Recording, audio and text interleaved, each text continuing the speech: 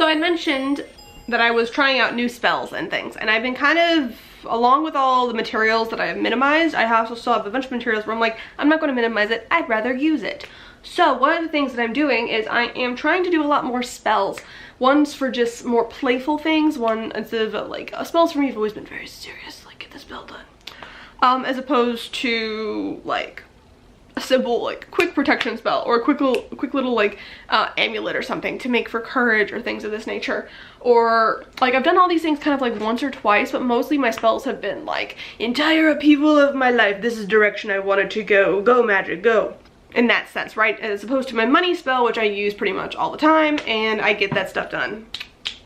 So I wanted to use much more of my materials and kind of like go through them and see like how many spells and stuff I can do. So one of the things I had heard about, this is more in the New Age community, was this idea of a 2-cup method. And the 2-cup method is where it operates under the idea that if we are all vibing at certain things and there are multiple realities and dimensions, that we could actually, if we vibe correctly or align our energies right, we will shift into a dimension or reality that has more of the things we are desiring to see in our lives.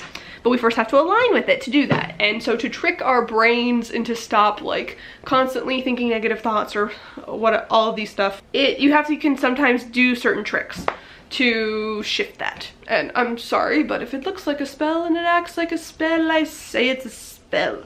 So it sounded like a spell to me, and I added a couple extra witchy elements to it. But the general gist is you have 2 cups of water. 1 cup that represents the life you are in right now. And some people even recommend writing it out. You write out all of the things that are true for you in the moment, and you write it in present tense. And that cup is that. So you pour all of the water that you have into that cup. And then the second cup is empty, and then you would write down and or envision the cup being everything that you want your life to be or change into, or what is the reality you're trying to shift into. So some of the things were, for me, that I wrote down for the current one is things like how much I am currently weigh and how many steps I currently do, and how much, you know, good healthy foods do I eat. How I currently feel on a day-to-day basis, how much I, you know, how do I feel currently about relationships, the fact that I am single, things of this nature. So I wrote all of that down onto this piece of paper, what my current life is, the fact that I live in Arizona, etc. and so forth. I wrote down good and bad all in one, and that is embodied into the cup. And I then kind of like meditate around the cup. I also used a crystal that I felt kind of embodied what I currently am into the cup. And then I let the water, poured the water in, and I let the water sit on my altar for basically the entire new moon, because I was like, no, we're going to do this. And then I took that piece of paper that I wrote all those things down on as it was imbuing into, and at the end of it, I took the piece of paper and I burned it in my cauldron to release it, release this current set of circumstances. Let it go to the universe. I don't want it no more. Let it be eliminated to ash. And then after the new moon, I poured all of the water into the second cup, and from the second cup, and I envisioned all the good things and wonderful things of my life that would be once I shifted to that new reality, or all those things that I wrote on the second piece of paper came into being. Those are also written in present tense. I don't know if I had established that or not, but they're all written in present tense.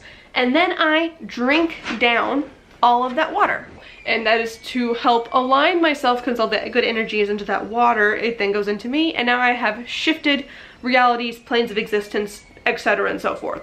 And then you can see this happen right away, immediately, or not. And that's why I'm still kind of waiting for the results to see. It's been about a week since I did the spell.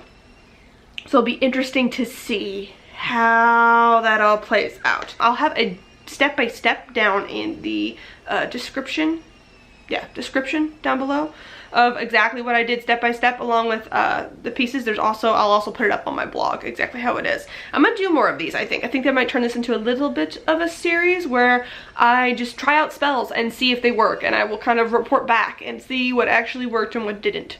I'll have a report spell back to you guys soon, and I will see you guys next time. Bye.